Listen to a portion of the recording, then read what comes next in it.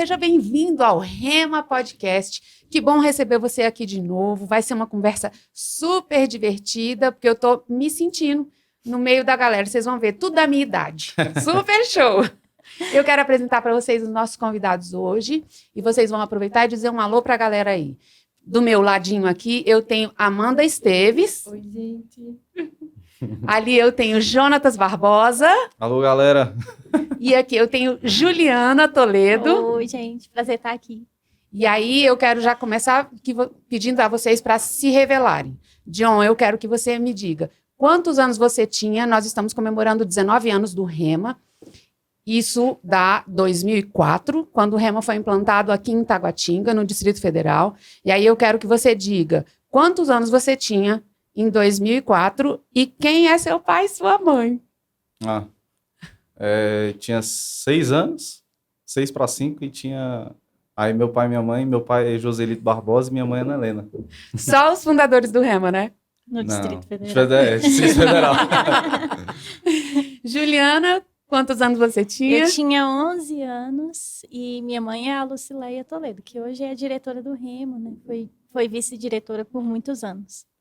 A Amanda é a filha da famosa. Da famosa. Eu tinha 9 anos e eu sou filha da Ana Cláudia, que acho que foi uma das primeiras professoras a serem levantadas no Rema Taguatinga. A gente vai retomar aqui um pouquinho da história do Rema, né? Quando o Rema começa em Taguatinga, vocês são todos criança ainda. Então, eu queria que vocês falassem um pouquinho sobre como o Rema mudou a estrutura familiar, porque o Rema já começa com aulas segunda, quarta e sexta. E para todas vocês, Lucileia e Ana Cláudia estavam cursando o Rema, Pastor Joselito e Ana Helena estavam liderando o Rema. John, você se lembra da mudança que houve assim na dinâmica da casa quando o Rema começou? Era um bebê. Mais ou menos. É porque, desde que eu me lembro, na infância, a parte das noites eu ficava só com minha irmã. Então, na época que eu me dei conta o motivo, era porque meu pai e minha mãe estavam no Rema, né? Então, primeiras lembranças só... Mas você se lembra se era de manhã e de noite? De manhã eu estava na escola, né? Mas deu para sentir muito. Mas era de manhã e de noite. Aí de manhã eu estava na escola e à noite, o que marcou a minha infância era que toda noite eu estava só com minha irmã. Porque terça e quinta era culto, né? Uhum. Então, segunda e quarta e sexta que a gente teria livre com meus pais, não tinha porque eles estavam obedecendo ao Senhor. Então, na dinâmica mesmo da família não mudou nada. Não, assim... Você não sentiu, pelo menos você não sentiu a mudança. Não sentiu. Minha irmã sentiu, claro. Uhum. E com você, Juliana, como foi? Eu não lembro exatamente a questão da rotina de casa, mas eu lembro da nossa vida mudar mesmo. A vida familiar, assim, tudo mudou, porque eu lembro muito da minha mãe chegando das aulas e falando pra gente o que ela aprendeu, sabe? Que legal! E aí ela chegava e ela falava, olha, hoje eu aprendi que a gente vive pela fé, então a gente pode pedir ao Senhor. Aí ela abria, né, as passagens. A Bíblia diz que a gente pode pedir ao Senhor exatamente o que a gente quer, e o Senhor vai dar exatamente o que a gente quer se a gente crer antes de ver, né, e explicava a fé pra gente. E na época, não é nenhum segredo para ninguém, porque minha mãe sempre fala isso nas ministrações, mas a gente passava muita necessidade em casa, muita necessidade mesmo, de viver de cesta básica doada, né, de não ter o que comer às vezes, não assim, de passar fome, mas... mas assim, uma né, vida ainda mais... Uma vida difícil. Difícil. E... aí minha mãe chegava e ela falava, olha, a gente estava entrando na pré-adolescência, se vocês querem uma roupa, pede exatamente para Deus o que vocês querem, escreve para Ele e tal. E aí ela ensinava a gente e já falava assim, então a gente vai daqui a pouco orar todo mundo, e cada um vai pedir o que quer para Deus. E aí eu lembro da gente se ajoelhar, né, cada um no seu cantinho, e orar pedindo para Deus o que a gente queria, e aí ficar crendo. E aí minha mãe todo dia ali ensinando a gente, né, Não, você não pode duvidar. Se a dúvida vier, você diz que não, que já chegou, que vai dar tudo certo. Então eu lembro muito disso, da minha mãe chegando. Lembro também dela passar, impor as mãos na gente, né? Para orar por cura. Que lindo! E não mais assim, já vi com remédio, mas a gente chegar, né, e falar, mãe, tô sentindo isso e tal, e ela, não, a mamãe vai orar e vai passar, e ela orar e a dor passar. Lembro de coisas assim, dessa transformação na nossa vida. Não era assim a sua mãe. Ela sempre foi uma mulher de fé, minha mãe, sempre. Mas com a revelação da palavra, e ela sempre estudou muito a palavra, só que ela era extremamente religiosa. Então, com a revelação da palavra, a religião foi diminuindo, né? E a liberdade, né, da palavra mesmo, o conhecimento que liberta, foi chegando e libertando nossa vida. Por exemplo, a questão, né, de a gente passar necessidade e tudo, era algo que, assim, por mais que era difícil, minha mãe aceitava, né? Como assim, não tenho o que fazer. Então, depois do rema, não tem o que fazer. Isso não é a vida que Deus tem para nós, isso não é o que a gente deve estar vivendo. E aí a gente foi vendo. E essa realidade vai mudar e eu vou ensinar para vocês como muda. Vai mudar, eu vou ensinar para vocês como muda, eu vou ensinar para vocês os resultados. E aí a gente foi vendo essa transformação dentro de casa, de coisas chegando, de a gente realizando sonhos mesmo, juntos em família. E a gente congregava numa igreja bem tradicional que ficava literalmente do lado da nossa casa. A janela, o pastor tinha pedido para o meu pai para colocar a janela virada para o nosso quintal. Se podia deixar a janela, e a janela era virada para o nosso quintal. Aí, minha mãe também começou a pregar diferente na igreja, ensinando o povo que ela já pregava lá, né? E eu lembro até de escolas dominicais que se estendiam para ir à tarde, o povo questionando, né, a palavra que ela estava pregando e ela ensinando, explicando e tal. Então, eu lembro muito dessa transformação, de realmente, assim, nossa vida mudar da água para o vinho. O rema foi mesmo um divisor de águas, assim. Que lindo! O que você lembra também dessa época? Amandinha, quantos anos você tinha? Eu tinha 9. Então, eu lembro mais algumas coisas sentindo. Foi diferente, porque eu lembro que em 2003, a gente começou a frequentar a igreja primeiro. Só que eu não tenho lembrança dessa igreja. E aí eu lembro quando a gente mudou para o centro de Taguatinga, a minha cabeça era como se era outra igreja diferente. Então, e aí eu mudei de igreja, a minha mãe começou a fazer o rema e eu mudei de escola. Então, o sentimento que eu tinha era que, tipo, teve muita mudança. Tudo ao mesmo tem uma tempo. coisa errada. Sim.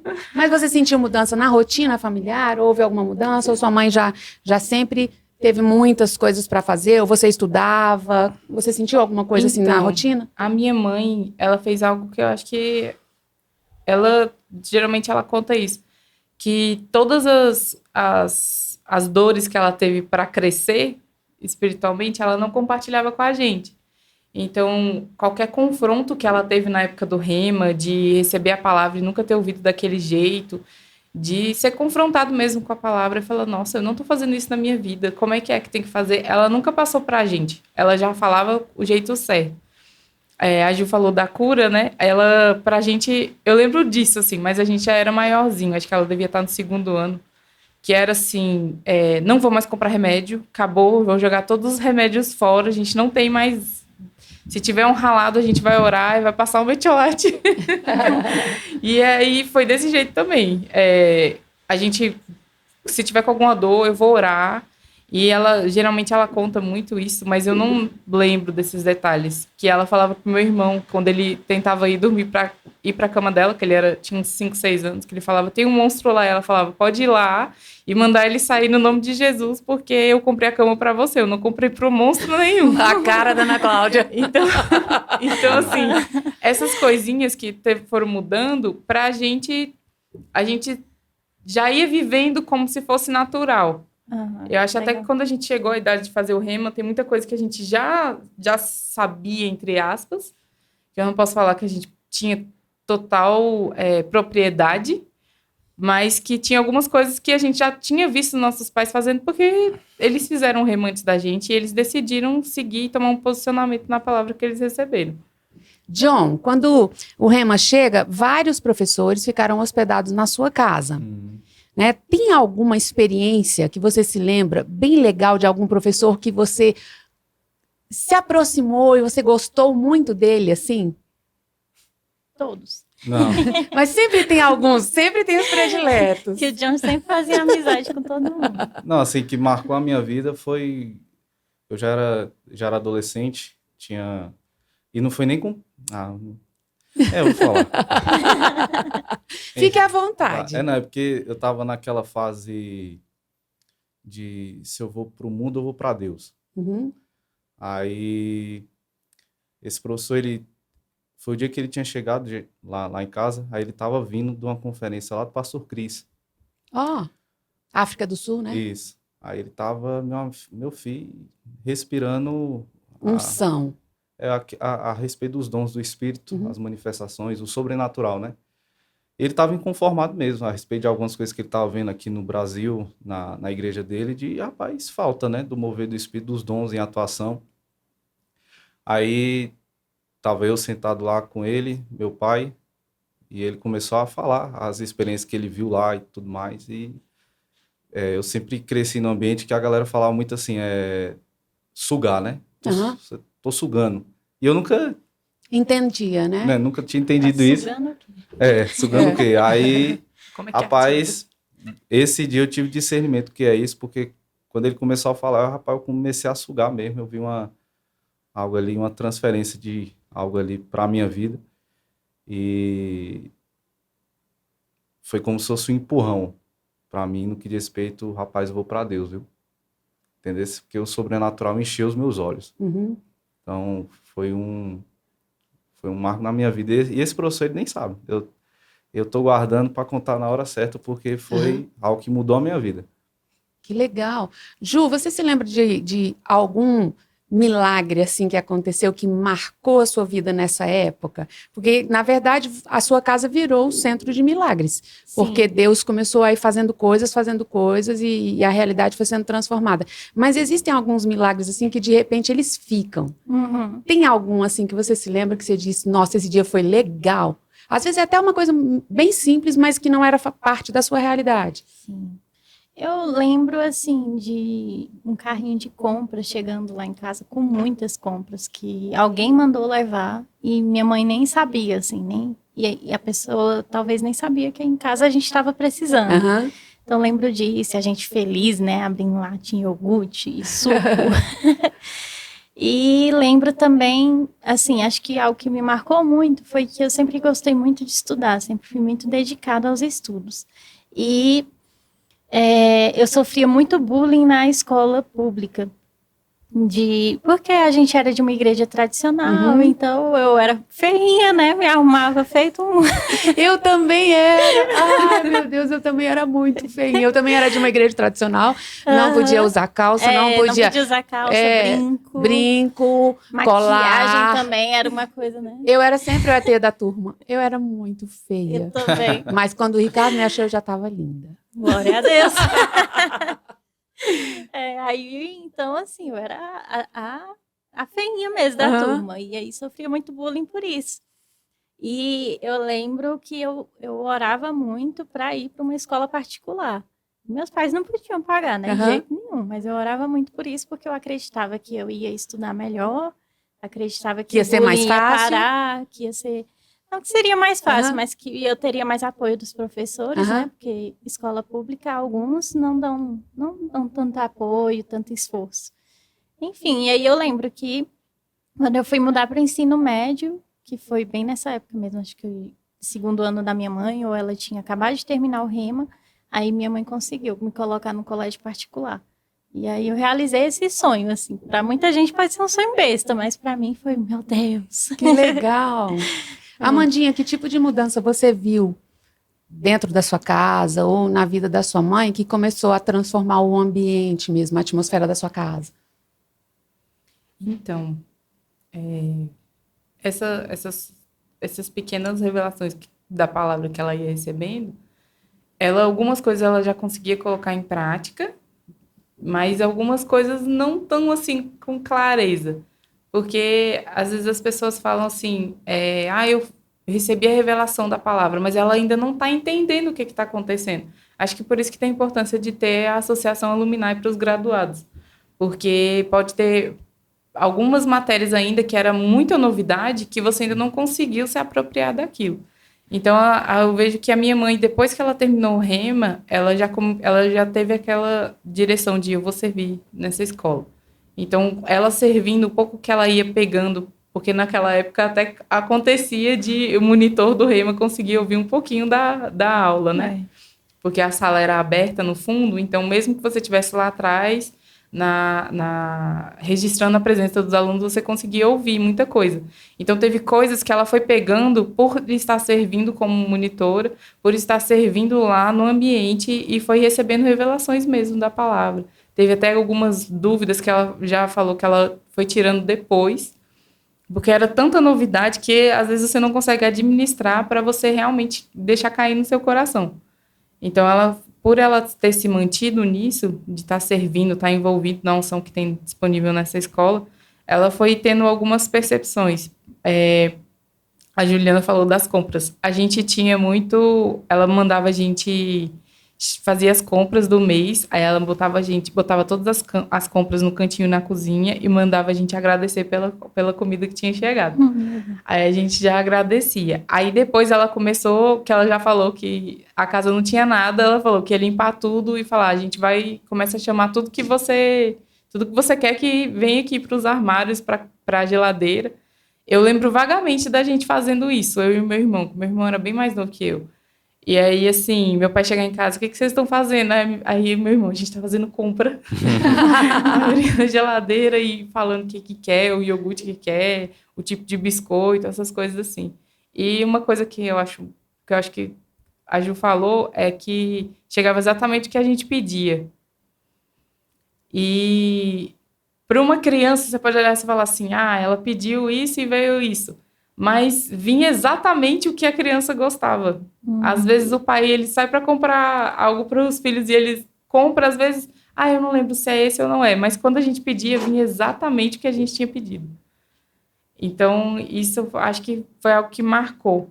E quando ela foi servir no Rema, a gente ainda era pequena, ela não queria deixar a gente sozinha. Quando ela fez o Rema, ela não queria deixar a gente sozinha, ela pagava uma pessoa para ser babá da gente à noite. Mas aí quando ela foi servir, aí ela já teve a direção, vou deixar ele sozinho. E eu lembro que ela, na época era muito caro, era um artigo de luxo, que era ter um micro-ondas. E a gente não tinha condições financeiras para ter um micro-ondas. E eu lembro dela declarando a palavra para poder chegar um micro-ondas, para poder eu e meu irmão conseguir esquentar uma janta, que ela tinha muito medo da gente mexer no fogão. Esquentar algum lanche, alguma coisa assim. Até o meu pai chegar, porque meu pai trabalhava mais final de semana, então às vezes sexta-feira ele não estava em casa, a gente ficava sozinho mesmo até ela chegar em casa do Rema. E aí a gente teve essa oportunidade de ter micro-ondas, né? Naquela época não fazia mal. Hoje faz. Hoje faz. Hoje. É muito importante receber vocês aqui e ouvir essas coisas, porque às vezes muitos pais falam, não, eu vou deixar para fazer isso quando meu filho crescer. Fazer o quê? Para estudar. Porque o Rema são 3 vezes por semana, Nossa. E às vezes o pai fala, não vou deixar meu filho sozinho. Sim. Né? Não vou ocupar tanto as minhas noites. E às vezes a desculpa acaba sendo os filhos. Não, vou dar mais tempo para os meus filhos, e a gente sabe que nem é assim. E vocês são uma prova de como Deus vai trabalhando toda a família conjuntamente. Então, antes de entrar na vida de vocês no Rema, eu queria ouvir de vocês 3. O que vocês diriam para os pais? Hoje está mais fácil fazer o Rema, porque a gente tem também o Rema Kids, mas existe uma faixa etária que o Rema Kids não pega, dos 12 aos 16, Sim. né? Os filhos ficarão, de alguma maneira, assistidos por outra pessoa, ou ficarão só. O que vocês diriam para os pais para os pais que estão nos assistindo? Por que eles deveriam fazer o Rema, mesmo enfrentando essa diferença de horários, ou mesmo tendo os desafios na família, Ju? O que você diria? Eu acho que tanto a palavra diz, né, que que os pais devem ensinar a criança no caminho, né, quanto a gente sabe que nós somos influenciados pelo exemplo dos nossos pais, né? E eu diria que, assim, você deixando o seu filho por algumas horas sozinho para estar indo estudar a palavra, você está sendo um exemplo e uma influência para ele. Sim. Porque eu cresci vendo o esforço dos meus pais, a influência deles, não só estando no Rema, quanto noites da minha mãe, dos meus pais, orando, estudando a palavra, tempos mesmo da minha mãe estudando a palavra, pedindo para a gente ficar um pouquinho em silêncio, porque ela estava ali estudando, né? Pedindo assim, né? Daquele jeito. Ordenando. No tom de mãe. Então, eu cresci vendo isso, e isso me influenciou. Eu nunca me desviei do caminho, porque eu sempre vi o exemplo dos meus pais, e eu sempre... E eu provei, né? A gente experimentou junto com eles na nossa vida os milagres de Deus. Então, não tem como você dizer que isso não é real, não tem como, né? Assim, negar. Dizer que não funciona. Dizer que não funciona e tal, não tem como. Então, você está sendo um exemplo, porque o seu filho pode ficar sozinho por algumas horas e você pode pensar assim, ai, como vai ser e tudo, mas deixando claro que você está indo estudar a palavra, né, chegando e compartilhando algo que aprendeu com ele, isso vai ali plantando sementes, vai influenciando o futuro mesmo dos filhos. De que forma, John, o que você diria para um pai? Você acha que é importante separar? 2 anos não farão prejuízo na família? Você diria isso para esses pais que estão assistindo? É só reforçando aqui o que a Ju falou, porque os filhos são reflexos do pai, né? Uhum. E da mãe. Então, assim, se o filho vê o pai e a mãe priorizando o Senhor, então ele tem isso como reflexo, ele vai priorizar o Senhor acima de tudo, né? Então, não tem nada a ver um pai ou uma mãe falar para o filho para ele priorizar o Senhor se o próprio pai e a mãe não estão priorizando, né? Então, é o pai e a mãe também ter ciência de que, rapaz, quando a gente começa a cuidar das coisas do Senhor, Deus cuida dos nossos. Isso. Então, eu não tive a experiência de 2 pais fazendo rema. Eu tive a experiência de 2 pais cuidando do rema, mas dá na mesma. É a mesma, a mesma coisa. E era perceptível, tanto na vida da minha irmã, como na minha vida, a graça do Senhor assistindo a gente. Porque papai e mamãe estavam obedecendo ao Senhor. Então, o pai e a mãe têm que ter esse discernimento que eles não estão presentes lá na vida dos filhos, naquelas 2 horas, mas a graça está sobre os filhos lá, assistindo eles para qualquer coisa, qualquer necessidade, qualquer rombo. E, rapaz, o melhor fruto, na verdade, é isso que a Ju falou, no sentido de quando vinham as oportunidades para a vida dos filhos, eles vão se lembrar que a referência deles, que são os pais, a prioridade deles é o Senhor, acima de todas as coisas. Eu ouvi uma frase, John, que eu gosto muito, que diz assim: o seu exemplo fala tão alto que eu não consigo ouvir as suas palavras. Muitas vezes, né, os pais mandam, vá para a igreja, faça isso, faça aquilo, e você está falando, não, é a referência, você está falando, de certa forma, em outras palavras, você está dizendo, a gente sempre soube que eles estavam obedecendo a Deus. Isso. Minha mãe dá aula de família cristã, e eu sempre ressalto para ela, falo assim, mãe, fala para os pais que os filhos deles, crianças, eu ressalto criança, não são idiotas, não são burros, eles sabem, eles estão vendo, porque eles sabem quando tem pai e mãe indo para o rema, mas estão indo fingido. Uhum. Entende? Uhum. Eles sabem. Em casa não tá praticando. Isso, entende? Então não adianta de nada o pai e a mãe tá indo pro rema, mas quando chega em casa parece o... Aí eu prefiro ser no rema, porque em casa você é o... Então tem os 2 lados da moeda, né? Uhum. Então tem de fato o pai e a mãe que tá indo, rapaz, ao remo mesmo, porque ama o Senhor todo o coração e quer ter uma vida transformada, né?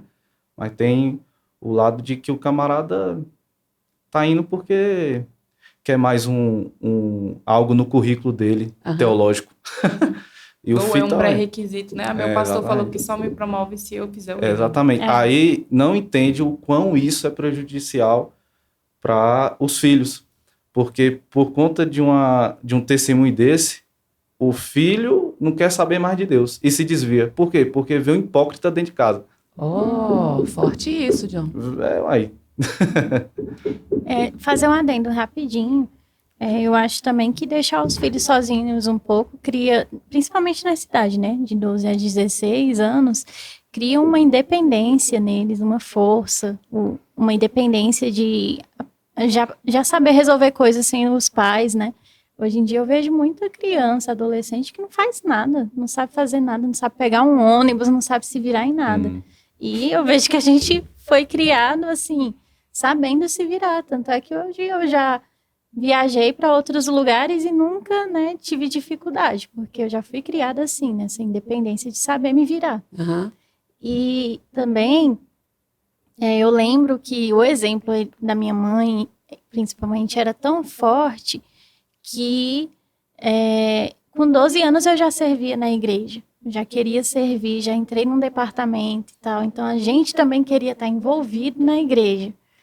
A gente não podia estar durante a semana, né, no Rema, mas nos domingos aí a gente já servia, já cada um em um departamento. Lá em casa nós éramos em 4, né? E o meu irmão mais velho, com 15 anos, ele já servia no Rema, na parte do som. Que legal. Na verdade, assim, o conselho não é deixe seus filhos sós, mas quem quer arruma um jeito. Mas Quem decide vai arrumar um jeito. Vai arrumar. uma coisa que é importante, né? Às vezes as pessoas falam assim, mas meu filho é muito pequeno. Aí depois, meu filho é muito mais velho. O negócio é você dar o primeiro passo. Enquanto a pessoa não der o primeiro, tipo assim, esse ano eu vou fazer o Remo, eu vou fazer minha matrícula. Mas você tem um filho de pequeno, o que você vai fazer? Eu falei, eu não sei, mas esse ano eu vou fazer. Então, esse passo que a pessoa dá, a decisão que ela tomou, é o que vai girar e vai mover as coisas acontecerem para o filho dela ser bem assistido. Amandinha, você falou aí que nem tudo que a sua mãe praticava, ela compreendia. Mas é interessante porque, mesmo não compreendendo, as coisas vão sendo resolvidas, né? Então, assim, às vezes naqueles erros que sua mãe cometia, depois quando ela entende melhor, ela vai ajustando, mas de forma alguma, nada que ela não tenha entendido imediatamente causou prejuízo na vida de vocês. Não, porque até ela fala que ela tinha um monte de creca, né? Ela fala muito, Pra trocar. Mas assim, ela não compartilhava com a gente. Ela fala que ela tinha muita dificuldade de se submeter ao pastor dela. Mas ela não compartilhava com a gente. Ela nunca compartilhou. Então, assim, pra gente não tinha problema nenhum, a gente ia pra igreja. Mas é isso que a Juliana falou. A gente vai crescendo sabendo que se eu orar vai acontecer, se eu impor as mãos no enfermo ele vai ser curado, e não é negociável. E uma coisa que eu acho que os nossos pais passaram pra gente foram mais o caráter, né? Se você falou que você vai fazer, você vai fazer. Se você tomou um posicionamento de que você vai servir, então você vai servir com excelência. Se você falou que vai chegar a tal horário, você vai chegar a tal horário. Ela conta que antes dela fazer o Remo, ela não tinha essa questão do horário. Ela achava, vou chegar atrasada, não dá nada. E quando ela fez o Remo, hoje em dia, dói os ouvidos dela saber que alguém vai chegar atrasado. Então, assim, foi algo que ela passou pra gente. Eu vejo que foi Parece um mudança no ajuste tão caráter. pequeno, né, Amanda? Parece uma coisa tão pequena, mas faz toda a diferença. Sim. Esse comprometimento era algo muito forte que o Rema trouxe, né? A gente já mais crescido na adolescência, a gente entrou para os jovens da igreja, porque não tinha departamento de adolescentes, né? Tinha só os jovens. E aí, a gente morava no PSU, Ceilândia, tinha que pegar ônibus para ir para o culto de jovens lá em Taguatinga, né? E aí, eu lembro muito que às vezes a gente queria faltar culto. Hoje a gente não quer ir, não sei o quê. E minha mãe, não, vocês vão, pode se arrumar, vai pegar, não era nem ônibus, era lotação. Vai pegar a lotação e pode tratar de chegar na hora, porque vocês têm compromisso, vocês têm um compromisso com a igreja, vocês têm um compromisso com o Senhor. Então, hoje também, quando eu vejo assim, gente que vai para o culto só no domingo, como assim? Ó o recado aí, público. Entende? É bom entender, né? Pega a pérola aí, ó. O seu compromisso com o Senhor, então, é só no domingo? Você diz assim, não, domingo, igual o povo diz, né? Domingo é o dia do Senhor. Então, mas isso não quer dizer que você só congrega no domingo. Segunda a sábado você faz o que quer, domingo você vai para a igreja. Não, se você quer crescer espiritualmente mesmo, a igreja tem outros cultos que Mas, Ju, são importantes. você estuda cedo. Porque tem aquela história, mas eu tenho que acordar cedo, então não vou no culto de quinta-feira, porque quarta-feira ele tem que ir para a escola. Tem muito isso. Na Lá sua em casa não teve tinha isso? não. Lá em casa tinha Tem isso que ir, não. tem que ir. Tem Com que escola ou sem ir, escola tem no outro que dia? ir. Com escola ou sem escola, porque quando a gente cresce na vida adulta, não tem isso. Você às vezes vai dormir tarde, trabalhando, estudando, ou algo do tipo, né? E no outro dia tem que acordar cedo. Por que que tem isso quando a gente é criança e adolescente, né? Assim, vai me dar muito trabalho, não sei o quê. Minha mãe nunca se poupou o trabalho de acordar a gente. De acordar, de arrumar, não sei o quê, para ir para a escola. Mas tinha que estar na igreja. E assim, hoje se eu preciso estudar a palavra até mais tarde, eu vou estudar, mesmo eu tendo que acordar cedo no outro dia, porque a prioridade é a palavra, né? Aquilo Então, ficou como um ensinamento fica. para a vida. Uhum. Amandinha, a partir de quando você desejou ir para o Rema? Ou você foi para o Rema na marra? Como foi isso? Não, eu gostava de ir, até às vezes minha mãe ia servir e ela falava assim, você quer ir pro Rema? Aí eu falei, quero. E eu não podia entrar. Aí, quando era no antigo prédio no centro de Taguatinga, ele tinha uma... Não seria tipo uma varanda. Uma varanda? Não. Não. Na entrada Tinha uma dele, área tinha uma área na coberta. entrada. Pronto, Um hall. naquela... e não era nem um hall, mas aquela área coberta ali. Mas é porque era do lado de fora do prédio. Naquela área coberta, tinha gente que ficava ali, Isso. monitor que ficava para recepcionar os alunos. Então, às vezes eu ia, levava um caderno de desenho e ficava ali. Ou levava um livro, ficava lendo e ficava ali. Era aquela coisa de eu gosto de estar aqui, mesmo que eu não conseguia entrar. Que legal! Então, e uma coisa assim, a gente estava esperando, a gente tinha que esperar até 18 anos para fazer o Remo. E eu lembro que quando eu tinha 17, eles abriram para a partir de 16 anos. Aí eu falei, não, então a gente vai fazer. E eu não sabia, mas na época minha mãe tinha dinheiro para pagar o Rema para mim. E aí ela falou, tem uma oferta que eu vou começar a receber e eu vou usar essa oferta para pagar o seu Rema. E eu, então a gente não tinha dinheiro para fazer. Então, assim... Mas ela nunca te contou que não tinha dinheiro, você descobria no caminho. Ela falava, tipo, tô crendo que vai receber tal coisa para poder a gente fazer isso. A gente, tá bom. Uma coisa que esse negócio de pedir, orar e acabou, quando eu era criança, eu gostava muito de ir ao cinema. E foi mais ou menos nessa época, eu tinha uns 10, 11 anos, minha mãe tinha acabado de fazer o Remo. E esse negócio de você declarar a palavra, pedir e depois só agradecer, pegava tanto em mim, porque eu falava pro meu pai, tem dinheiro para eu ir no cinema essa semana? Ele falava, Amanda, eu ainda não recebi, se eu receber eu te dou. Tá. Aí eu ia pro meu quarto, aí pai, eu quero ir no cinema sexta-feira. O dinheiro do meu pai vai sair, sexta-feira eu vou no cinema. E às vezes chegava sexta-feira de manhã, ele me deixava no colégio, e ele falava, ainda não recebi. Eu falei, tá bom. E eu não falava nada, ele falava, eu vou no cinema hoje à tarde, eu vou no cinema hoje à tarde. E aí, quando chegava, tipo, ele ia me buscar na hora do almoço, eu recebi, tá. Eu não falava nada, eu sabia, não. Eu ficava, tá bom. E assim, aí quando chegou a época de fazer o Remo, ela não tinha compartilhado isso. Ela ainda tem coisas que ela demora muito para compartilhar. Ela só fala assim, olha, tô crendo que eu vou receber dinheiro tal dia. Aí eu falei, tá bom. Então eu vou pro meu quarto e eu falei, pai, eu creio junto com a minha mãe que a gente vai receber o dinheiro tal dia, que vai dar certo, que é isso aí, vai acontecer. E eu ficava tranquila. E quando eu fui fazer o Rema, eu já tava com essa vontade. E quando eles falaram, tipo, vai liberar com 16 anos, eu, poxa, se tivesse liberado ano passado, eu podia ter feito ano passado. Mas aí acabou que muito dos adolescentes da minha idade, eles foram fazer o Rema com 17, 16. Gente que ia fazer 18 naquele ano já começou a fazer. Então foi bem assim, foi uma turma nova e era uma turma que todo mundo tava de olho, porque as pessoas falavam, eles não vão levar a sério. Eles estão só de oba-oba, eles não vão levar a sério. Sim. E assim, a gente teve uma postura de ir mesmo. O regulamento ainda era saia, a gente tá. Isso. E aí o pessoal ficava zoando, porque todo mundo com saia, as meninas, os meninos não podia, tinha que ser camisa social e tudo. E foi... Você gostava da saia? Não, principalmente o dia que fazia frio. Gente, nossa, tinha que botar a leg e a saia. Era horrível. Ele passava um saia, frio. nossa. Você desejava, John, fazer o Remo ou também foi assim, eu vou? Não, mas só antes de responder a pergunta, porque Pode a Amanda ela seguir. entrou já no contexto de a gente tava falando a respeito de pais que deixam os filhos, né? Isso. Aí ela entrou agora no contexto de pai que bota o filho para o Rema, né? Porque quem deu pontapé para o Remo para 16 anos foi o pastor Bani, no sentido de que a instrução que veio no coração dele foi para a galera entrar na faculdade já com a base no espírito Isso, preparada, né? Para isso. receber toda a pancada que tem lá fora, né? É, E então, assim, 16 anos, tá todo mundo debaixo do teto do pai e da mãe, né? é. Então, quem manda é pai e mãe. Isso, Né? bom lembrar. Então- Papai, é você mesmo.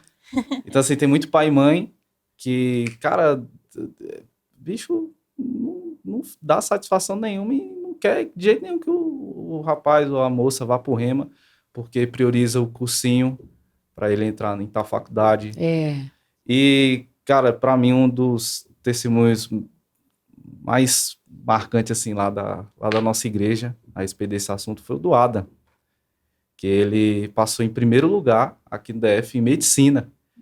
E Na Universidade de Brasília. foi, primeiro lugar. E, rapaz, era uma pressão toral, porque todo mundo, tanto lá na faculdade como na própria igreja, falava para ele assim, cara, tranca o Rema. E ele falava, não, porque o cursinho dele era exatamente no horário do Rema. Então, ele trancou o cursinho e estudava depois do Rema, sozinho não, né, com o Espírito Santo, é. e passou em primeiro lugar. Então, rapaz, Deus honra quando você honra ele. Então, John, você cuidou dos jovens, então, sem citar nome, você viu histórias também do contrário? Assim, de pessoas que disseram, não, vamos priorizar a faculdade e, de repente, depois o pai quer resgatar o menino que entrou na faculdade e deu ruim, né? Com essas coisas tão ruins que o mundo está pregando. Você viu exemplo, assim, de gente arrependido? Não cita nome, não, só para... assim, especificamente, nunca chegou ao meu ouvido, não. Aham. Mas, com certeza, tem. Com Mas certeza. você viu jovens ali na igreja que, de repente, eram tão mais comprometidos e depois que passou para a faculdade, parece que deu uma esfriada, assim? Você percebeu isso com muita gente? Mas eles tendo feito o Rema, Não, sem fazer o sem remo. fazer o Rema, claro. Vai sem base nenhuma, né, para o ambiente que é a faculdade. Não tem outra. Aí, o Rema, meu filho, acaba aí com a estrutura que o Rema passa, né? O cara chega com outra bagagem lá, com outra cabeça, com outra mentalidade. Na sua casa não houve negociação. Vai fazer, vai fazer. Não, então, ele é porque... queria, né? Você É. queria, Você com queria? certeza, fazer. Não, é porque, assim, eu sentei para fazer o Rema com uma postura totalmente errada. Você tinha quantos anos? 16, Ah, você pegou a leva de 16. isso. Porque não deu para Amanda, Acho que Amanda, mas para você deu. Eu terminei e você entrou, não foi? Você eu acho que foi. Acho que foi. Ah, e como foi que você chegou lá? Não, eu sentei com a postura errada no sentido de familiaridade, entendeu? Aham. Então, Já assim, conheço a palavra, Hum. né? então, isso é algo que eu trato muito forte com crianças, adolescentes e jovens que nasceram no verbo da vida, Aham. entendeu? Porque, rapaz, é muito fácil você sentar no Rema com esse sentimento de eu sei, entendeu? Então, eu só recebi do Rema só no meio do segundo ano. Nossa, Eu me lembro até a matéria, foi Vida de Prosperidade com Rossana. quando Deus Porque te quebrou. Foi porque eu tinha voltado daquela viagem lá de Campina Grande. Sei. Aí eu voltei, mas, sabe, com a cabeça mesmo, assim, com a mentalidade, cara, eu sei tudo isso aqui, não recebi nada, por conta dessa postura. E, Aham. para mim, o texto que mais aponta o quanto a familiaridade é prejudicial é aquele de Jesus, né? Quando vai lá na cidade natal dele, e a Bíblia diz que ali ele não pôde, não é porque ele não quis, ele não pôde, Fazer milagres. porque a galera, oxe, isso aí eu conheço, desde novinho. Aí eu cheguei no Rema, essa palavra eu conheço desde novinho. Aí não recebi nada, porque considerei comum aquilo que era poderoso, divino. Isso é muito legal, porque seu pai fala muito nos cultos, né? Não é só mais um culto. E muitas vezes a postura que a gente tem é mais um culto de terça-feira, mais um culto de quinta-feira, e ele sempre nos chama para essa responsabilidade de, gente, vocês vão receber tudo que vocês quiserem receber. A galera não entende o significado da palavra expectativa, né? É, Mas você consegue discernir o significado de algo quando você entende qual é o contrário dela, né? Então, o contrário de expectativa é a familiaridade. Então, se você está familiar àquilo, se você está considerando comum, quer dizer que você não está com expectativa. Então, Deus não tem acepção de culto, entendeu? Deus, Aham. a única acepção é com expectativa. É. Eu gosto de um exemplo, é assim, já viu como as conferências de ministros, conferência de milagres, enfim, as conferências da vida, você entra, parece até que os passarinhos estão profetizando. Exatamente. Mas, cara, Deus não mudou. Não. A única parada é O isso. lugar não mudou, Não mudou. as pessoas não Não mudaram. mudou. Expectativa. A expectativa da parada. Isso. Entendeu? Lá Isso. no Pastor Cris da vida, eles entendem muito isso. Antes do homem entrar, eles fazem um cenário e falam, agora o homem de Deus vai entrar. Porque eles entenderam O qual poder. é o poder da expectativa. Porque a expectativa ela é aquilo que precede a fé. Isso. Quando a mulher lá do fluxo de sangue, a Bíblia diz que ela ouviu a fome de Jesus. Então, antes dela entrar no rumo da fé, ela teve a expectativa. Ela, opa, então esse cabo vai me curar. Ela criou uma expectativa. John, o que que mudou, então, a partir desse dia, né, dessa vida de prosperidade, que foi a sua matéria que virou a chave? O que que mudou a partir de então, na sua postura, na sua forma de ver o rema e de absorver o que estava sendo ensinado ali? Como foi esse finalzinho de rema para você? Mas só um adendo, não foi a matéria, viu? Foi Jonatas. É porque eu tinha... Foi assim que eu voltei de uma... Conferência. Não. De uma viagem que eu fiquei um mês lá em Campina Grande, que eu peguei... A ideia era pegar 3 conferências lá, eu peguei essas 3 conferências, Deus não falou comigo nas conferências, falou no quarto. Então, foi. Então, Deus me pegou no quarto lá. Mas você sabia que na viagem ia acontecer alguma coisa. Não, mas é pra você ver, a minha expectativa tá na conferência.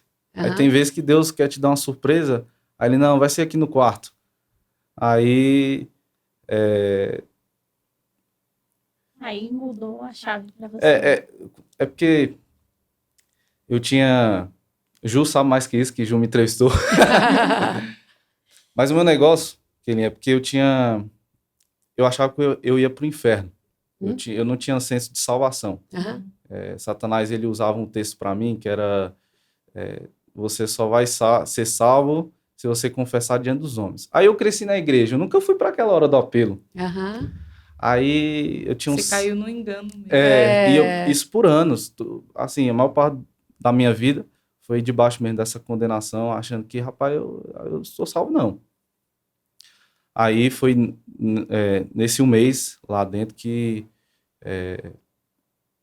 eu comecei a ouvir um trecho de uma ministração do pastor Band, e aí desceu como revelação que eu sou justiça de Deus, que eu sou filho, que eu sou branco como a neve. Eu tinha um senso assim de pecado que eu tinha certeza, o inferno sou eu e eu sou o inferno.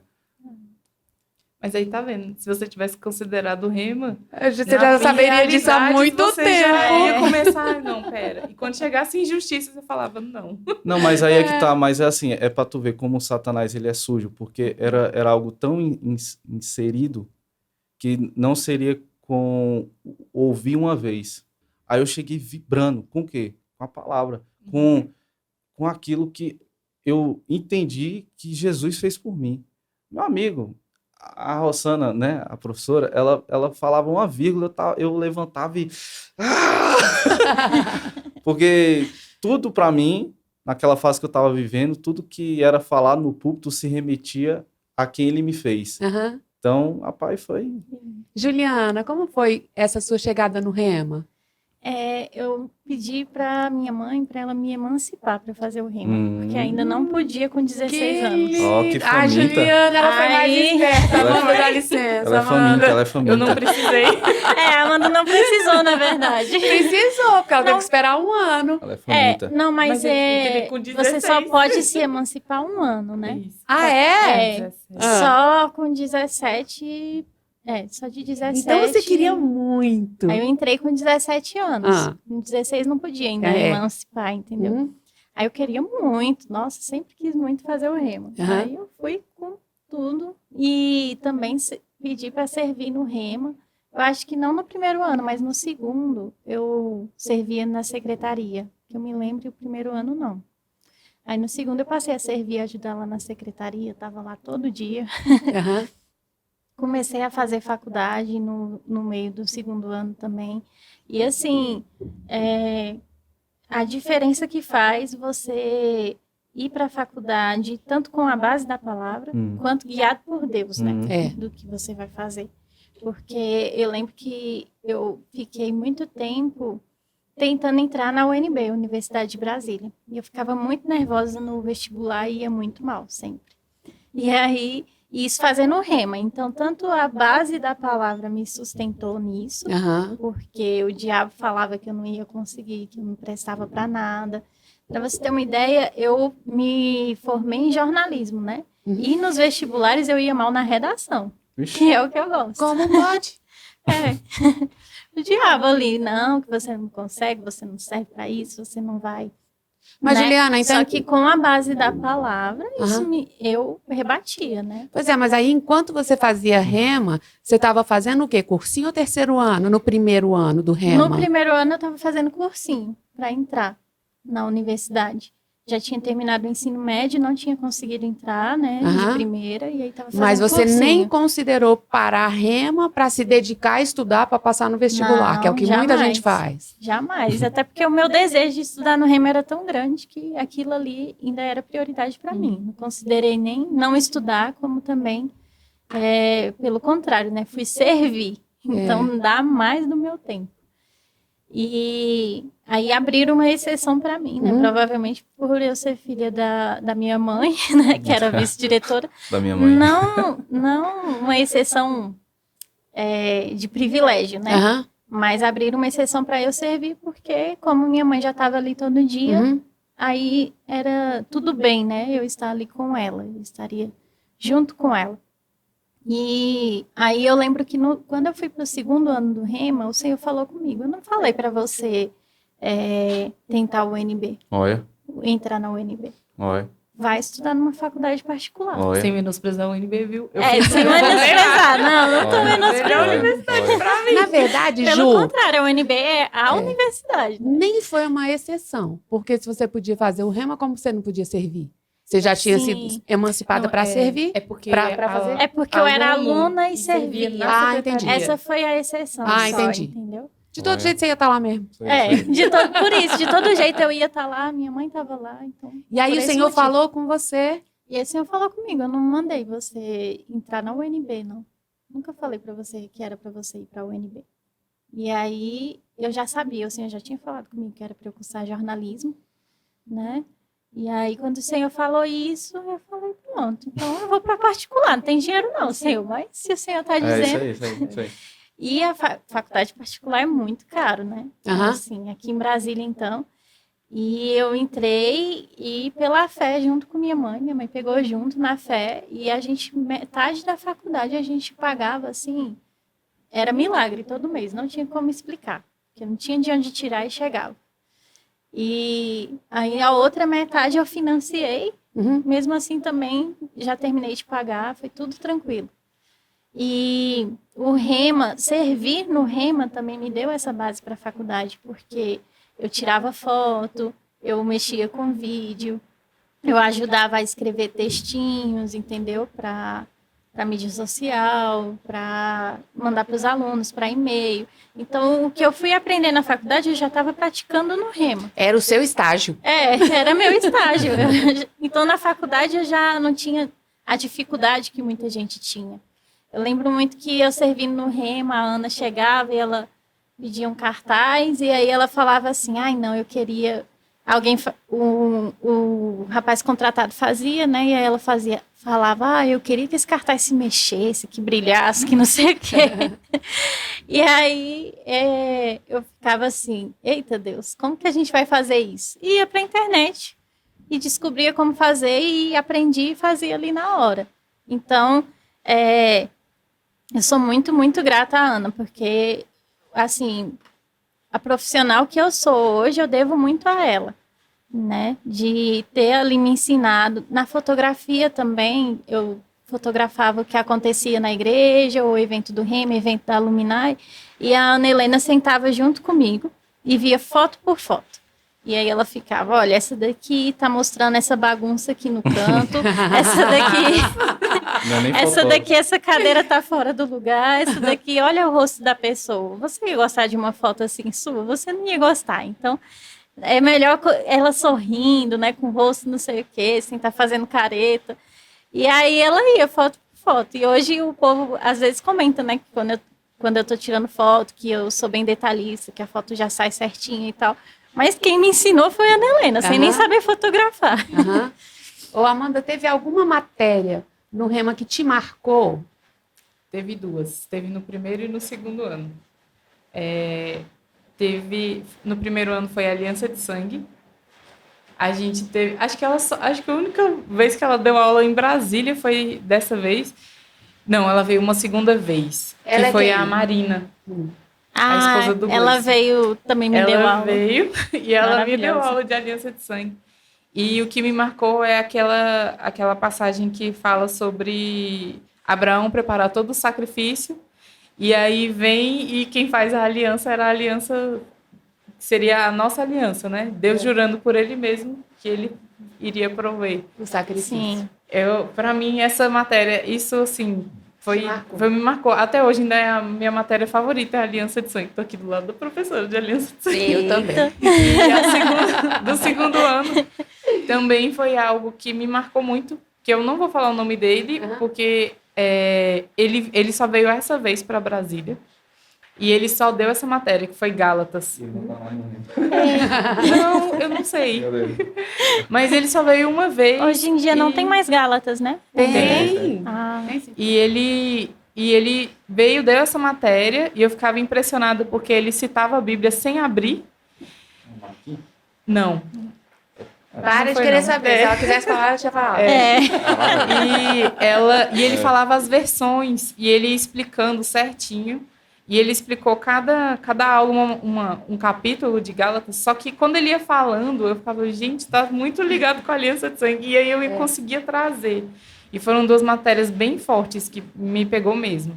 Mas quando eu fiz o Rema, eu passei no vestibular também. E pra UNB. para a UNB, Porque Deus me queria na Porque Deus queria.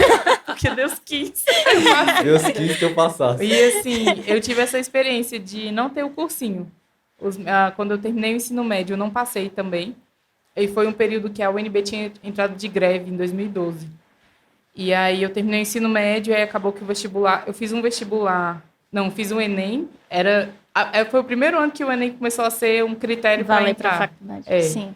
E aí eu fiz o Enem e não passei. Graças a Deus, porque eu não tinha me inscrito no curso que era para eu fazer. Eu tinha me inscrito Na época não tinha o curso que eu queria, na verdade. Que eu queria um curso onde eu iria estudar artes e fazer restauração. A doida, gente. Nossa, sua cara. E na A doida, época não mas é a tinha. sua Hoje cara. em dia tem, que é o Teoria Crítica e História da Arte. Mas naquela época não Sim. tinha. Então eu teria que fazer artes cênicas, artes visuais. E aí eu me inscrevi para isso. Tinha prova específica, tinha tudo. Graças a Deus não passei. E aí eu estava orando já, e eu comecei a fazer o Rema, e aí o Espírito Santo falou, tinha uma pessoa que ela já tinha feito esse curso, foi o que eu fiz, e o Espírito Santo falou, faz exatamente o curso que ele fez. Qual? Que foi o que eu fiz, letras japonês. E aí eu fiquei, eu não vou fazer isso não. O que tem a ver com língua? Eu não sou horrível Sou horrível em inglês e espanhol, imagina fazer. Aí faz Mas em exatamente o japonês curso. você é ótimo. E aí eu falei, tá. Aí eu fiz o vestibular. Como eu tinha dado greve, o vestibular foi ser em fevereiro. Então, não estudei dezembro, não estudei janeiro, não estudei fevereiro. Quando fiz o vestibular, não passei. Falei, não, tá tudo bem. Fui pro quarto, me acabei de chorar.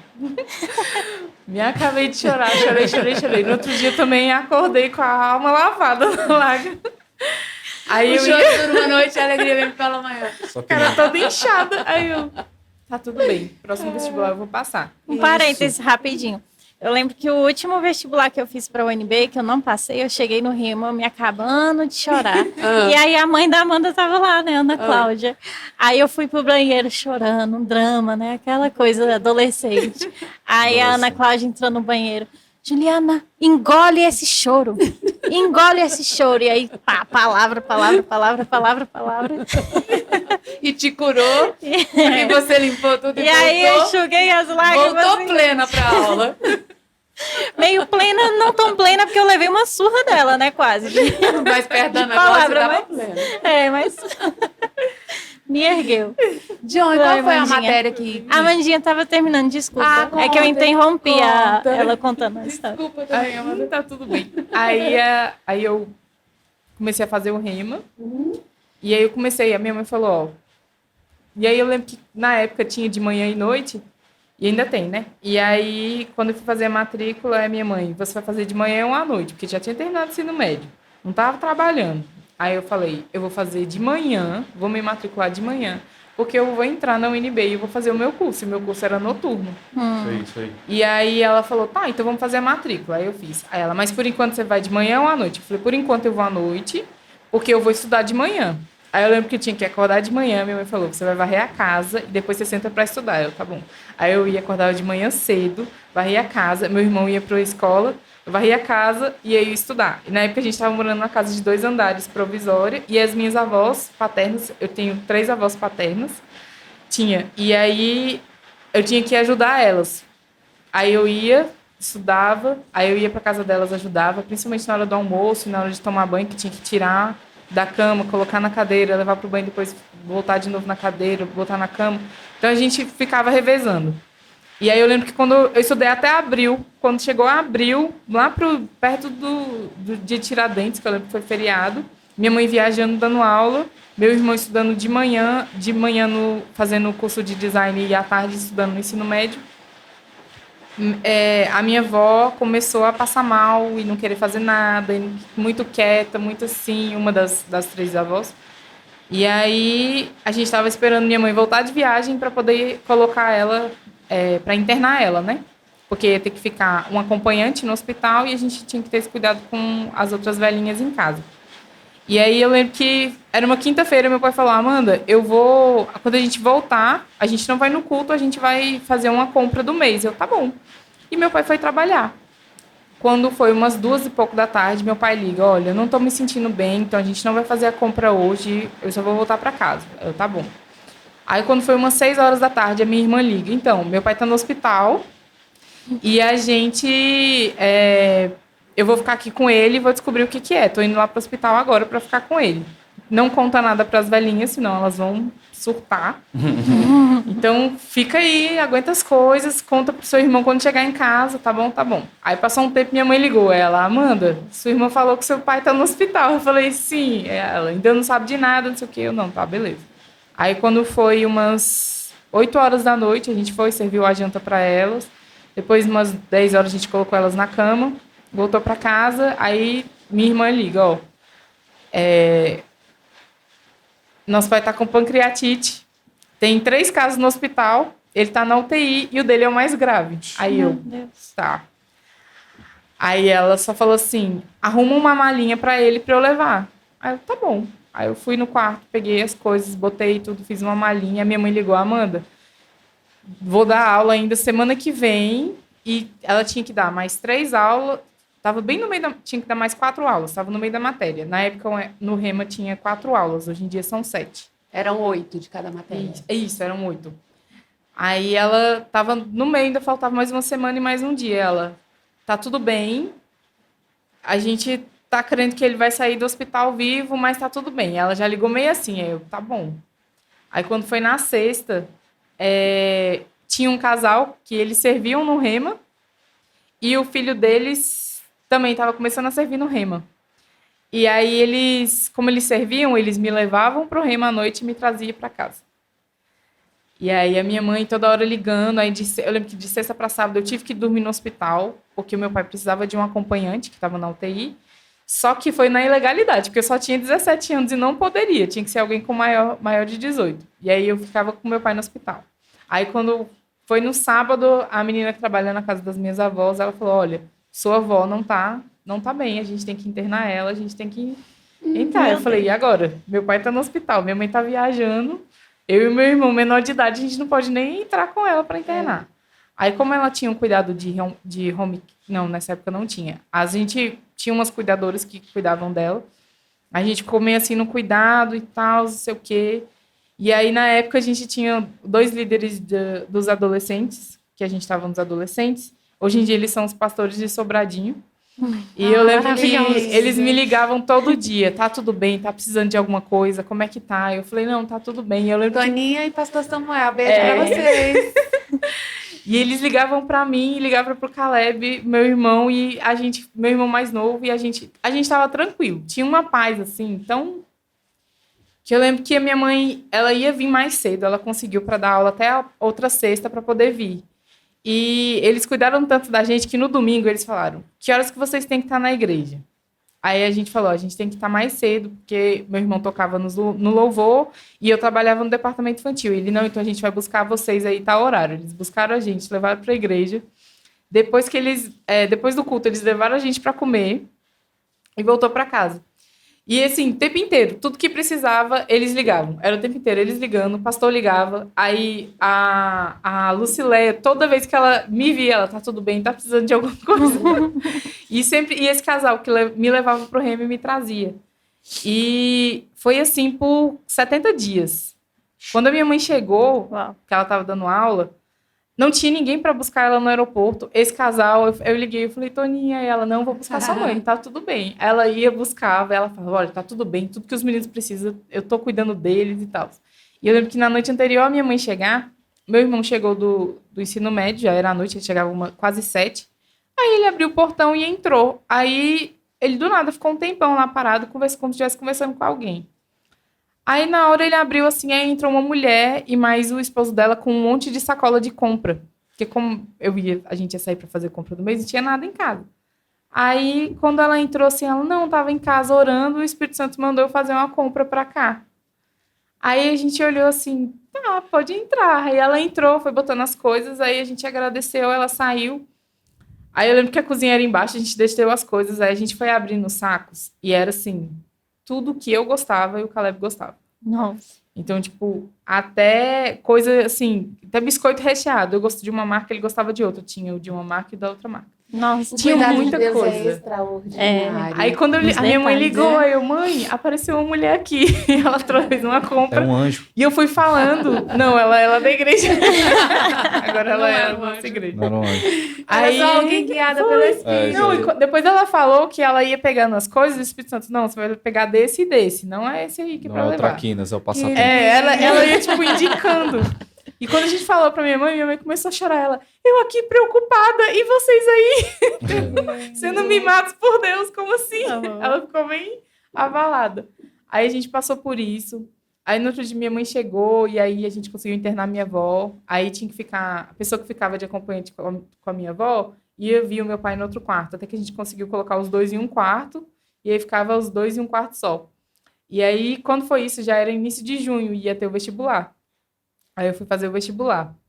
E eu lembro que eu ficava assim, eu falei: pai, eu não tô estudando. Você tinha parado, né, de Tinha estudar. parado de estudar. E eu falei: Espírito Santo, eu não tô estudando. Se estudando, não passou. Não é porque, assim, eu não quero. É porque realmente não tem como. Bom demais. E eu falei: pai, eu vou fazer o vestibular. E eu fiquei assim: mãe, eu não vou fazer esse vestibular. Ela: você vai fazer o vestibular. E o meu pai no hospital. E ele tava ali no Anchieta, que é perto daquela escola, né? Da escola pública. E acabou que eu fui fazer o vestibular lá. Aí eu lembro que eu fiz o vestibular no sábado, saí e fui andando pro hospital. E aí eu entrei no quarto do meu pai. E meu pai: Amanda, eles trouxeram esse lanche aí, vamos comer junto. E aí eu fiz, e aí depois, quando foi... no outro dia também, fiz vestibular, porque na época não eram 2 finais de semana, né? Era sábado e domingo. Aí eu fiz vestibular e voltei pro hospital. E eu lembro que, assim, o diabo ficava: você não vai passar, você não vai passar. Seus pais gastaram dinheiro na inscrição desse vestibular e você não vai passar. E eu falava: eu vou passar, eu já passei nesse vestibular. E, assim, teoricamente, não era para passar. E aí... E eu lembro que eu ficava assim, eu falei: eu vou passar. O Espírito Santo: você vai passar, não porque você estudou ou não estudou, mas porque você não deixou de priorizar a palavra e você não deixou de priorizar e servir aquilo que tinha que servir em casa. Aí eu: tá bom. Aí eu lembro que no dia que eu soube do resultado, a gente tinha ido no zoológico, porque eu inventei que queria ir no zoológico. Na volta pra Amanda, casa. você é demais, Amanda. E assim, era um casal de amigos, são 2 irmãos. A gente se perdeu na volta, e aí acabou que a gente teve que andar, a gente se perdeu no Guará, e a gente teve que ir andando até a estação de metrô para poder voltar de metrô, descendo no centro de Taguatinga, e eu ia a pé para casa. E já era tipo umas 8 horas da noite, a gente andando, já tinha dado insolação, tava toda queimada de andar no Meu zoológico, Deus. tinha andado o Guará inteiro. O celular acabando a bateria, eu recebi uma mensagem. Parabéns, Amanda, eu tô muito feliz. Aí eu mandei, parabéns o quê? Eu me perdi no zoológico, me perdi no Guará. Tá queimado. Tô voltando pra casa, meus pés doendo, toda queimada do sol. Aí ele, não, você passou no vestibular. Eu, passei no vestibular?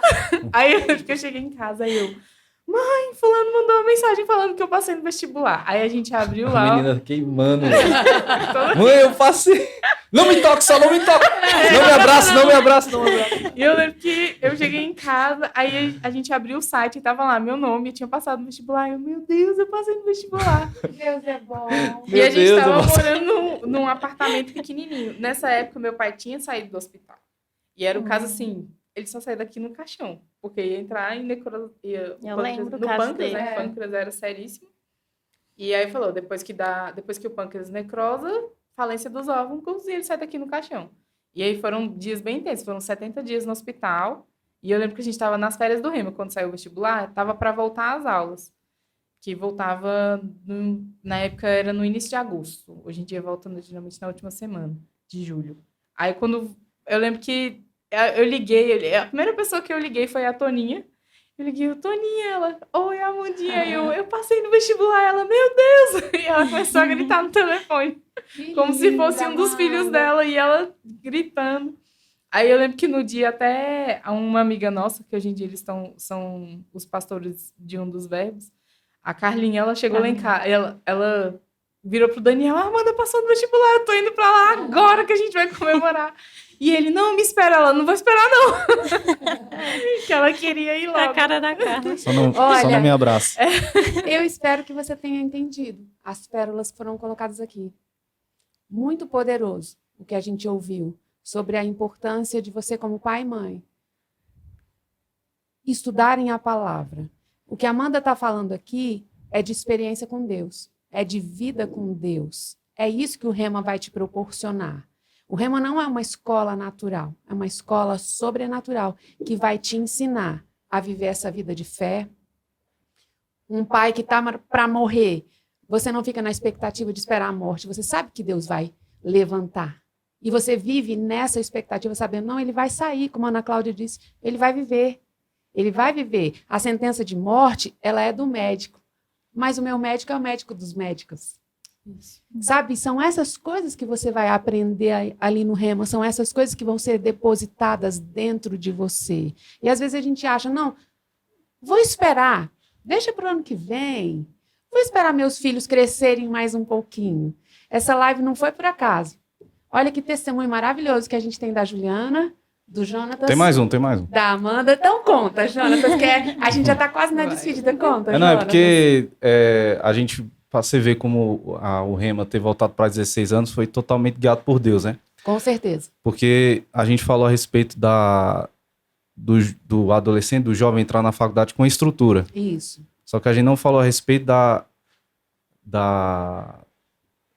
Porque no Rema você aprende que a vida não é sua, que você tem um dono e que esse dono não te colocou na terra Por acaso. por acaso, ele tem um propósito específico antes de você nascer. Isso. Aí no Rema que você descobre tudo isso e você descobre como ouvir exatamente aquilo que ele te chamou para fazer. Então assim, você não apenas entra no Rema e vai para a faculdade com a estrutura, mas você entra no Rema e vai dali para o lugar onde ele te chamou para estar.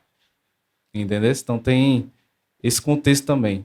Essa consciência de propósito, né, Jonatas? Que você não nasceu para uma tentativa e erro. Não. Você nasceu para dar certo e você nasceu com um propósito específico. Deus pensou em você. Eu não penso nem nisso, eu penso mesmo na questão de senhorio, né? Eu não sou de mim, né? Eu penso no quesito mesmo de consagração Isso. 100%, sabe? Rapaz, eu não sou dono de mim, não. O senhor vai me ter que falar agora para o que o senhor me fez, porque eu não tenho a minha vida como preciosa, não. É a Amanda. A Amanda falou aí o testemunho dela. Pensou que não tinha nada a ver com letras, aí Deus, não, eu quero que você faça letra japonesa porque eu te chamei para o Japão. Então rapaz, tem muito jovem, tem muito adolescente que está estudando para cursinho, que está estudando para aquilo que Deus não chamou você para fazer nessa terra. Você está perdendo tempo, e o dia da prestação de contas está chegando, que Deus vai falar para você, você fez aquilo que eu te chamei para fazer, aí, Deus, E outra, se você tem a revelação que foi dada no Rema, Deus vai poder cobrar, porque no Rema foi ensinado como ser guiado pelo Espírito. Então tem muita gente que escuta Deus falando e, rapaz, a vida é minha. Na verdade, Ju, o caminho de Deus é sempre melhor. Sim. Né? E uma coisa que eu acho que você é um exemplo muito real é de que quando você entra naquilo que Deus tem para você, é agradável. Eu te vejo trabalhando muito, você fez jornalismo que tem tudo a ver com você. Sim. E você, nesse trabalhando muito, a gente olha para sua cara, tá tão legal. É assim? Sim. Então, eu amo a área que eu trabalho mesmo.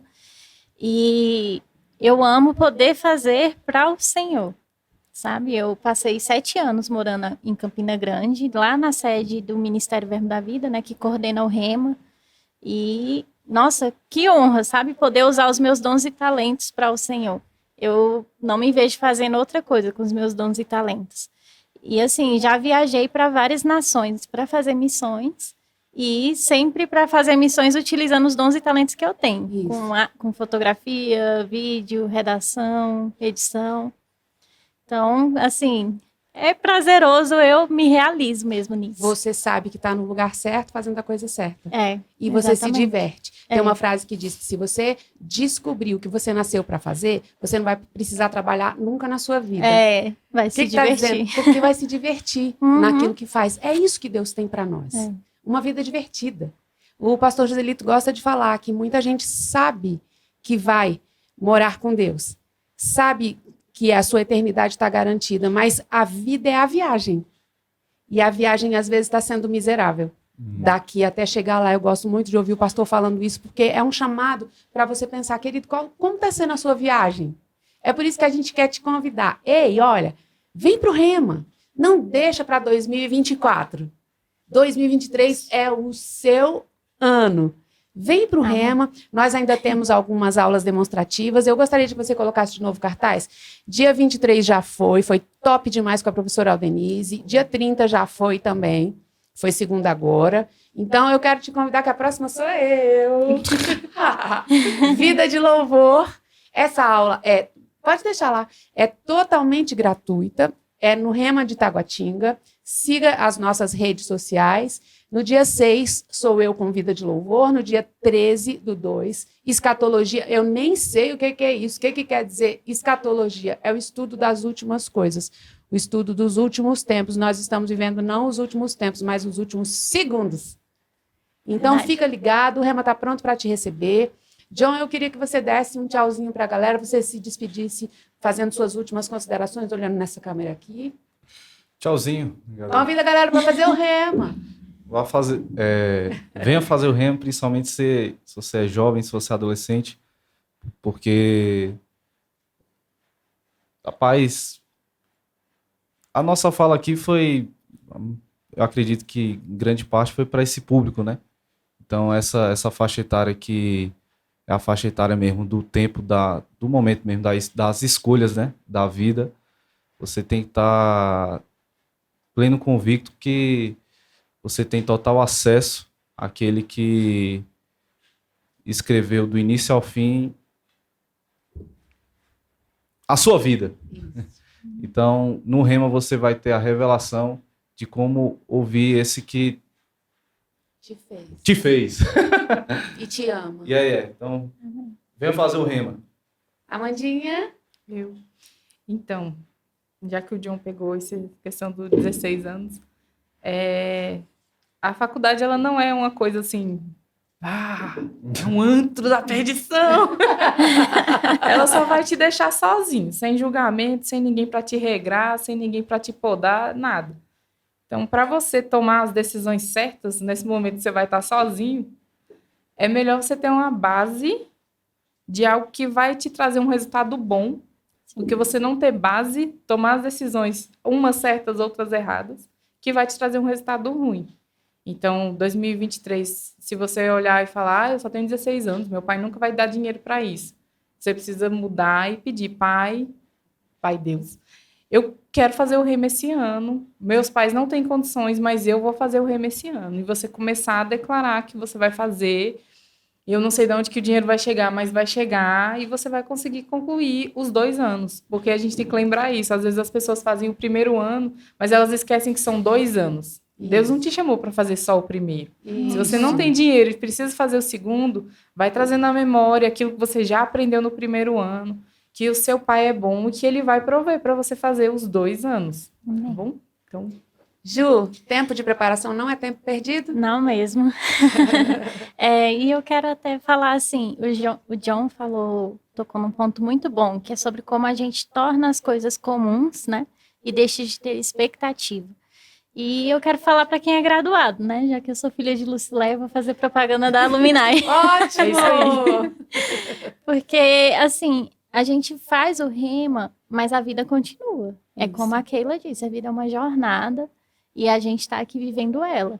Então, muitas vezes a gente torna comum, né? Eu já conheço a palavra, eu fiz o Rema, eu sei que eu tenho que crer, eu sei que eu deveria fazer isso, eu sei que eu deveria confessar a palavra.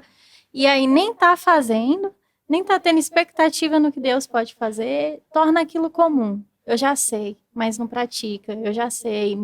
E aí pensa que não precisa voltar a estudar, né? Voltar a se dedicar àquilo. Então, assim... seja um alumni e você pode use a alumni, você pode ter acesso às salas de aula do Rema, a plataforma da Alumni, onde tem áudios de todas as matérias com vários professores. E assim, então se você sabe que você não tem disciplina para talvez fazer de novo o Rema online, né, pela rede Alumni, então use a Alumni para vir para a sala de aula e refaça o Rema.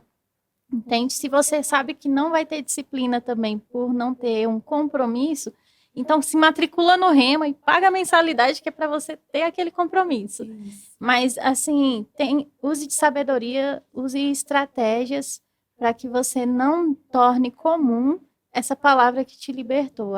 Não torne comum o que Deus fez na sua vida e o que Deus ainda tem para fazer, porque Deus ainda tem muitas coisas para fazer. Né? Então, não deixe se esfriar, não deixe isso se tornar comum. Continua estudando a palavra. Fala, missionário. Venha estudar no Rema, venha aprender Bíblia, aprender sobre vida com Deus, desenvolver sua intimidade com Deus, aprender a ser guiado pelo Espírito, descobrir quem você é a justiça de Deus. Isso tudo que eu estou te falando são matérias do Rema. Justiça de Deus, como ser guiado pelo Espírito, a oração. O Rema está de portas abertas, esperando. 2023 é o seu ano.